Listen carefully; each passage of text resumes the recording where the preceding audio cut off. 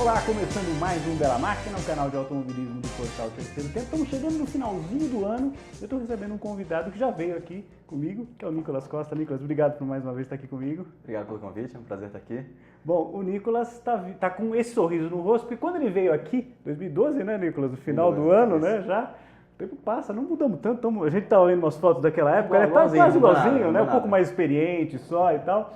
Mas o Nicolas veio na época com o título, né? O troféu debaixo do braço, que era da Fórmula Abarth italiana e europeia, não é isso? Isso. E agora tá vindo com mais um título, aliás, inédito para piloto brasileiro, que é o da GT, Super GT na Itália, isso. Com a Lamborghini, agora já com carro de turismo. Antes da gente dar uma retomadinha em algumas coisas do que aconteceu nesse tempo, nesse prazo aí que a gente ficou sem se ver, embora a gente se encontrou em Capacete de Ouro em outros eventos, né? Mas fala desse ano especificamente, Nicolas, 2016, um ano legal para você, né? Foi um ano incrível para mim. Eu até não esperava um ano tão bom, sinceramente, sendo meu primeiro ano, né, com GT. Eu queria aprender o máximo possível na primeira metade do ano, para na segunda metade, aí sim já ter certeza do que eu tinha que fazer e aí brigar por vitória, enfim, fazer tudo que a gente tem que fazer. Pegar a mão do carro, de circuitos, porque tem a coisa da novidade também das pistas também, eventualmente. No teu caso não, mas para muitos pilotos acaba sendo às vezes um problema, né? No teu caso você já tinha corrido lá na Itália, não era tão difícil. Como né? eu já tinha corrido na Itália, eu sabia para que lado virava, pelo menos, mas você muda completamente a referência, né? Claro. Um carro que pesa 2,5 vezes mais do que o que eu corria. Né? Então muda um pouco as referências. Só que acabou que desde o início do ano a gente foi muito competitivo. Venci minha primeira corrida, que eu não esperava, mas aconteceu. Então agarrei a vitória aí com felicidade. Claro. E é uma motivação para você, para a equipe, para todo mundo. Quer dizer, você chega com um resultado desse e fala, pô, legal, encontrei um caminho bacana aqui. Exatamente. Né? Eu achei que tinha sido um golpe de sorte nesse ano, para te falar a verdade. Mas acabou que o ano inteiro o carro foi muito competitivo, a gente teve pouquíssimos problemas, então... Isso ajuda, né? Uma barbaridade. Sempre pontuando. Isso acabou no final sendo decisivo. Tá. E desde o começo você corre em dupla, não é isso lá? As corridas são sempre em dupla. Você fala um pouquinho de como que é a dinâmica do final de semana teu, porque muda muito, né? Às vezes em relação às categorias que o pessoal às vezes acompanha no Brasil, né? Em termos de... Né? Fala um pouquinho dessa questão, Nicolas. É uma coisa que você tem que se adaptar também, porque... seu companheiro de repente prefere o carro de um jeito, você prefere do outro, ele é mais alto, você é mais magro. Então tudo isso no final das contas conta, né, para você estar confortável. Tem que achar um meio termo ali, né? Tem que achar um meio termo, exatamente. Então nem sempre você está 100% confortável no carro e nem sempre 100% confortável com o acerto. Só que é aquela coisa, né? Todo mundo tem que estar feliz dentro do possível e deixar levar. Muitas vezes também, como a gente tem pouco treino, a gente tem 2 sessões de 40 minutos e classificação, você quase não treina, né? No meu caso, às vezes quando eu era mais rápido que o meu companheiro de carro, a gente dá preferência ao outro piloto andar mais, ou vice-versa, se eu for mais lento também eu vou andar mais. Tentar treinar um pouquinho mais, né? Tentar treinar um pouquinho mais. Então chegou a ter corrida que eu fui para classificação, por exemplo, tendo 6, 7 voltas só de treino. Então você tem que se adaptar muito rápido. Porque senão fica complicado. Você tem que se achar na corrida e aí já foi toda a classificação. E aí no caso, por exemplo, a duração das corridas, as baterias do final de semana, como é que é? Você tem quanto tempo de corrida e quantas... Uma prova única? Explica um pouquinho também. A gente tem 2 classificações e 2 provas. Cada classificação é obrigatório um piloto fazer, né? Então eu, por exemplo, não posso fazer as 2 classificações e quem classifica larga. Se eu classificar primeiro, eu vou largar a primeira corrida. Se eu classificar a segunda, eu vou largar a segunda. Tá. E aí a gente tem uma janela de pit stop, que é onde você tem que fazer a troca de pilotos. A gente tem entre aí, minuto 20 e minuto 28, geralmente, de corrida para fazer essa troca. E no total são 50 minutos. Então, dependendo aí da questão de estratégia, você pode segurar um pouquinho mais ou trocar logo que a janela abrir. Troca de pneu, abastecimento, tem alguma coisa nesse sentido? Nada. Não, a gente só tem que trocar rápido, porque a gente tem 30 segundos só para trocar de piloto, para sair do carro, desconectar a rádio, botar outro banco, porque às vezes... Claro que vocês fazem... Eu já vi, inclusive, eu acompanhei você em corridas de duplas da própria Stock, que você já veio aqui, quando vocês treinam aquela coisa do piloto sair do carro, o outro entrar, né? O piloto que está saindo ajudar o piloto que está entrando no carro, né, Nicolas? E no teu caso lá, você compete com um piloto japonês, é isso? Durante esse ano foi o teu parceiro? Na verdade, tive 3 duplas. Ah, é? Porque... por eventuais problemas. A minha primeira dupla foi o Fernando Crossi, brasileiro também. Sim, já esteve aqui com a gente.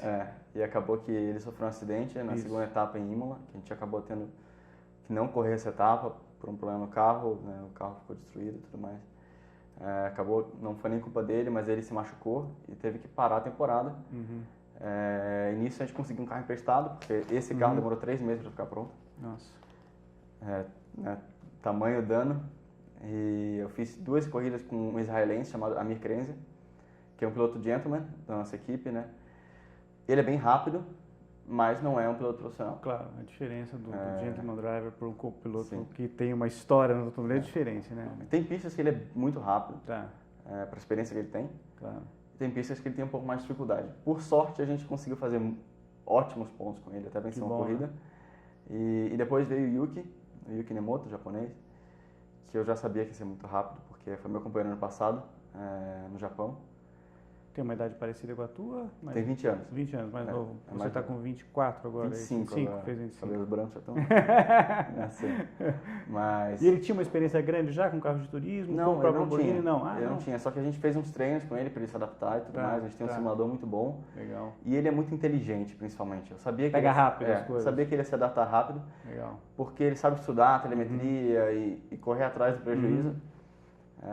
Então, quando ele entrou, a coisa facilitou muito. A gente venceu 4 corridas juntos e foi ótimo, foi decisivo para o título. O carro que você tá, porque claro, depois que um piloto fica, isso acontece muito, né? Eu recebo, acho que você acompanha o trabalho da agência, desde o menino do kart até Fórmula 1 e passando por, enfim, por uma gama muito grande, um leque muito grande de pilotos que vem aqui e às vezes a questão da adaptação, né? Você fez toda a tua carreira com monopostos, você foi o Nicolas foi o primeiro campeão da Fórmula Futuro, né? Aquela que é a criação do Felipe Massa lá em 2010, isso, né? No primeiro ano. Depois teve a categoria ainda mais um ano, 2011. Hoje os carros são utilizados pela Fórmula 4 sul-americana, né? Que inclusive temos... 2010, já 6 anos, né? Já, olha só, passou rápido o tempo, né? Temos até imagem disso daí, na época você recebendo lá a tua premiação, né? Em função do título, muito legal. E ela se deu uma credencial para a academia da Ferrari, né? Na época, né? Isso. Eu passei 2011 com a Ferrari, Ferrari Driver Academy, né? E fiz o campeonato italiano como prêmio de ter vencido a Fórmula Futuro. Foi uma experiência legal, imagino, para você ter trabalhado com eles lá. Foi muito bom. Você ficava na fábrica? Como que era o teu... Eu ia esporadicamente para a fábrica. Tá. Não ia sempre para lá. Mas testava com simuladores, testava com o carro também? De vez em quando. De vez em quando. Não era um negócio muito constante, mas eu fazia. Eu tinha toda uma programação física que me acompanhava e eu tinha que, obviamente, melhorar. Então, trabalhar naquilo. A parte física é bem importante. Até testes mentais eles tinham. Que a gente botava um monte de eletrodo na cabeça e você tinha que controlar as frequências lá do computador.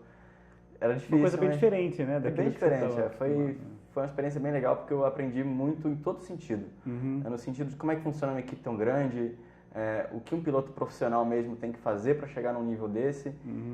Mas principalmente uma coisa que me abriu muito a cabeça foi difícil, mas aconteceu, foi entender toda a politicagem que existe por trás de Fórmula 1. Porque naquela época eu tinha, não sei, 19, 20 anos, tinha uma cabeça um pouco...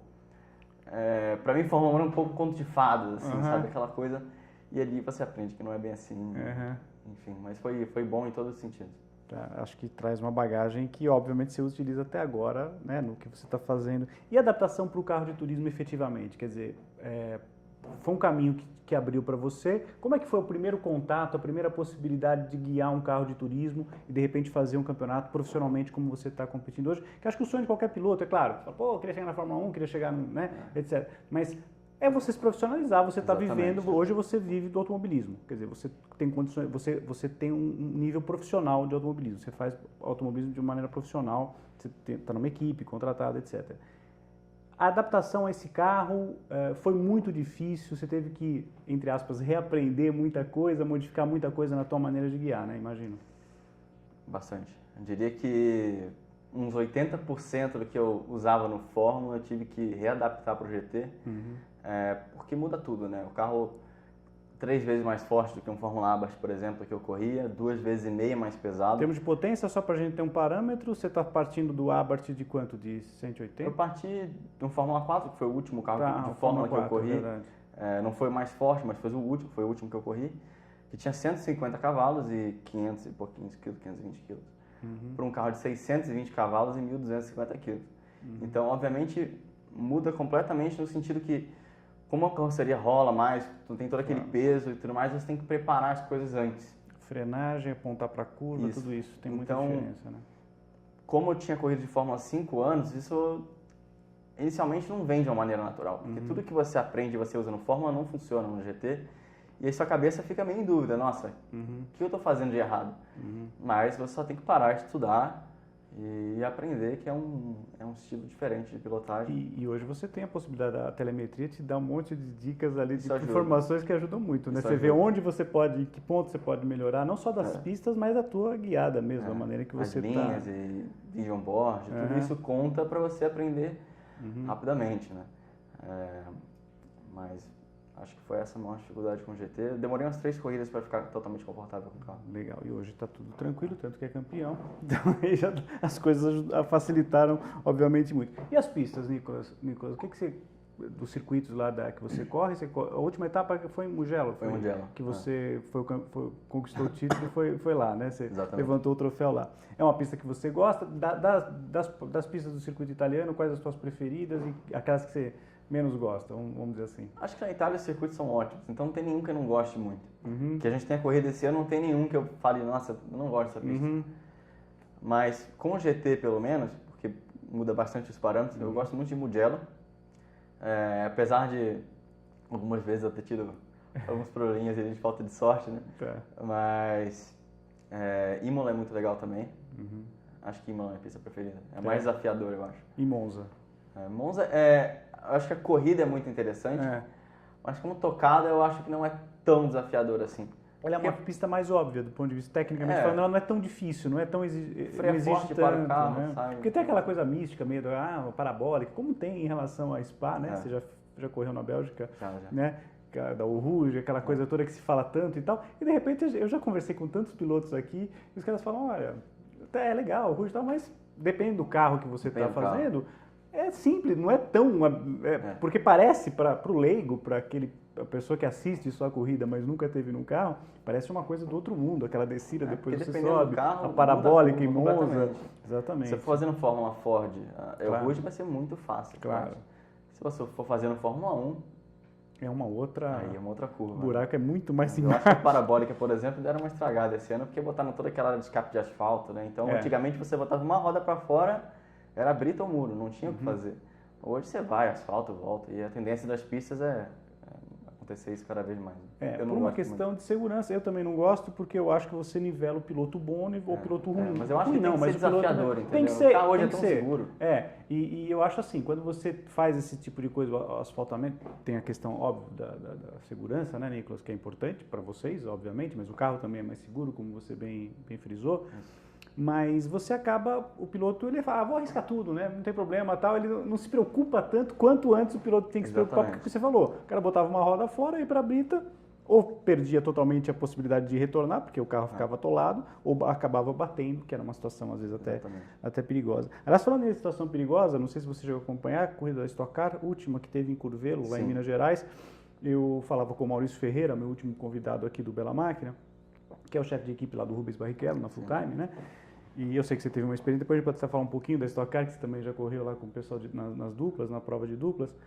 Muito legal, a gente tem uma pista nova, né? Uma praça nova no Brasil, Minas, né? Faltando, né? Você é carioca, você deve ter lamentado até hoje perder Jacarepaguá. Não seria um óbvio. Porque você, obviamente, né, viveu a tua vida toda ali, sabendo que tinha Jacarepaguá. Toda vez que eu passo ali em frente, eu fico triste. E Brasília também, a gente não sabe o que vai rolar com Brasília, mas de qualquer maneira temos uma pista agora privada, no caso de Curvelo, mas tivemos problemas ali com áreas de escape. Eu até comentava isso na entrevista, Nicolas, porque, na minha opinião, pior do que você às vezes ter uma área de escape não tão grande ou ter as árvores que você pode eventualmente proteger com barreira de pneus e tal, é você ter a área de escape com declive, em terra, né, barranco e tal. Você viu a prova, o que você achou da pista? Você não teve lá, em Minas, né? Não teve lá. O que você achou em termos gerais do circuito, que é grande, né? O maior do Brasil hoje, né? Sim, eu acho que o traçado é muito interessante, pelo que eu pude ver de cima e tal, não pude visitar a pista. Sobe e desce, Sobe e desce, exatamente, achei bem legal. Mas a minha impressão é que não estava 100% Ah, não, pronto. isso é verdade, todo mundo comentou isso. Então, tudo bem, esse ano pode ter tido alguns problemas aí com barranco e tal, mas eu acho que a tendência é melhorar, a tendência é talvez finalizar o circuito. Não sei se eles vão poder crescer as áreas de escape, mas talvez botar uma barreira de pneu, alguma coisa assim, que eu não acho um grande problema, muitas vezes não ter uma grandíssima área de escape, porque tantas pistas no Brasil já não tem mesmo, e a Stock Car corre em circuitos de rua e tudo mais. Então, não é um padrão Fórmula 1, digamos assim, que não permite uma pista não ter área de escape. Claro. Mas eu acho que a pista tem tudo para crescer e melhorar para o ano que vem. Os caras estão mexendo lá, obviamente, e tudo que se comentou a respeito da prova, os caras vão absorver e vão ouvir, né? Porque, é claro, a tendência é melhorar para não ter problemas. E para 2017, você já está com as coisas já estão alinhavadas, tá tudo certo para o ano que vem? Você continua na Itália, vai fazer GT novamente? Tem alguma outra coisa que te interessa lá fora? Você fez corridas de estoque aqui de duplas, te agradou? É uma coisa que futuramente você pensa também? Como é que está a tua cabeça hoje? Se você quiser com a emoção do título e do campeonato e tal, mas pensando um pouquinho para frente já, Nicolas. Então, eu não sei ainda o que eu vou fazer, se eu vou fazer alguma coisa, porque ainda não tive uma reunião para definir isso com a equipe, mas eu acho que a chance é boa de continuar na Itália. É o que eu vou trabalhar para fazer, mas não é garantido. Nada é garantido por enquanto. A gente tem que trabalhar um pouquinho aí também com alguns apoios para fazer a coisa acontecer. E é isso, mas eu acho que a chance de continuar na Itália é grande. Se pintasse uma oportunidade na Stock Car não seria nada mal, é uma categoria muito competitiva. Eu acho que é a mais competitiva do mundo no turismo. Eu também acho hoje isso, porque você pega o grid e às vezes tem 25 carros no mesmo segundo, né? E embora tenha as disputas do campeonato, obviamente, com restritas a menos pilotos, obviamente, por uma questão até das estruturas das equipes e tal, mas realmente o nível de competitividade é muito interessante. Acho que para o piloto é muito legal, né? E o nível de piloto hoje no Brasil é espetacular, né? Muito alto. Eu acho que é bem legal. Você tem, obviamente, acompanhado o que está acontecendo nas outras categorias. Por exemplo, o WEC, a Audi saiu, né? É uma perda bastante importante, significativa, né? Inclusive, aliás, um dos pilotos do WEC da Audi é justamente o brasileiro, né? O Lucas de Grassi, que fez uma belíssima temporada, inclusive encerrou a temporada com vitória, né? Mas continua lá na LMP1, a gente está falando da LMP1, né? Que é a categoria, né, máxima do WEC. Mas ainda continua um Porsche, continua a Toyota e, obviamente, outras equipes ali vão, né, se fortalecer, mas, obviamente, a perda da Audi é muito importante e ruim, né, para a modalidade. DTM, Fórmula E. Quando você olha os carros da Fórmula E, porque tem muito piloto que para mim a questão do barulho do carro ainda é uma coisa importantíssima, por isso que eu não gosto dos carros atuais da Fórmula 1 e tal, né? É uma coisa que te chama atenção, é uma coisa interessante, a Fórmula E, você acha que parece que pegou, a categoria já virou, né, e tal. O que você gosta? O que você acha? Acho que é muito interessante. Acho que apesar do barulho, né, não ter barulho, né, porque o carro ausência de barulho. Ausência de barulho, exatamente. É a melhor definição, ausência de barulho. Eu acho que é uma categoria revolucionária. Está crescendo. Eu acho que o mundo tende a seguir mais ou menos para essa direção. Então eu acho interessante. A Alemanha, acho que em 2030 não vai ter mais carro a motor a combustão. Pô, nem me fala disso. Tem um projeto assim, é terrível isso. A gente gosta de carro, né? A gente gosta de motor, gosta de motor bonito. Que é aquele ronco, né? Eu não consigo imaginar, né? Só carro elétrico. Um mundo sem o motor a combustão, né? Vou guardar o meu carro, vou vender ele nunca mais. O problema é que se os caras virem teu carro na rua e falam, não, você não pode andar com esse carro aqui agora, não tem mais jeito. Só de madrugada, não tem problema. Fazer barulho, não poluir e tudo mais. Mas, e as outras categorias? Quer dizer, existe, para o piloto que está na Europa hoje, no teu caso, você começa, é claro, você ganha um campeonato, você começa a ter uma visibilidade, a visibilidade aumenta para o teu nome, de repente podem surgir testes em algumas outras categorias. O que você, se você pudesse, nas opções que você tem, por exemplo, na Europa, o que você gostaria muito de fazer hoje, por exemplo, para 2017, pensando no ano que vem? Eu acho que o auge na Europa, no mundo do GT, é fazer o Blancpain GT Series. Isso. Né? Com os GT3. Que já tivemos até equipe brasileira lá, né? Correndo com o Kaká, né? Com o Sérgio Gimenez. Exatamente. Né? Eu acho que seria esse, no mundo do GT, eu acho que é o campeonato mais importante que tem, na Europa, pelo menos. Fora da Europa, até, eu tenho muito interesse um dia correr no Super GT, no Japão, que eu acho aquilo demais. Quando eu estava na Fórmula 4, a gente corria no mesmo evento, E era impressionante o público, os carros, Não, a eles diversidade são apaixonados, de né? carro. O japonês é apaixonado por automobilismo. Apaixonado. E a diversidade de carro que tem lá não tem em nenhum outro lugar, nada parecido. Que legal, né? Então é muito legal, fiquei impressionado com o campeonato. Um dia, se pintar uma oportunidade de lá, eu ia muito feliz. Seria bom, né, fazer lá. Nicolas, se você quiser deixar um recado, a gente está se aproximando do final. Quem te apoia, a tua equipe, enfim, o que você deixar contato, rede social, para quem quiser...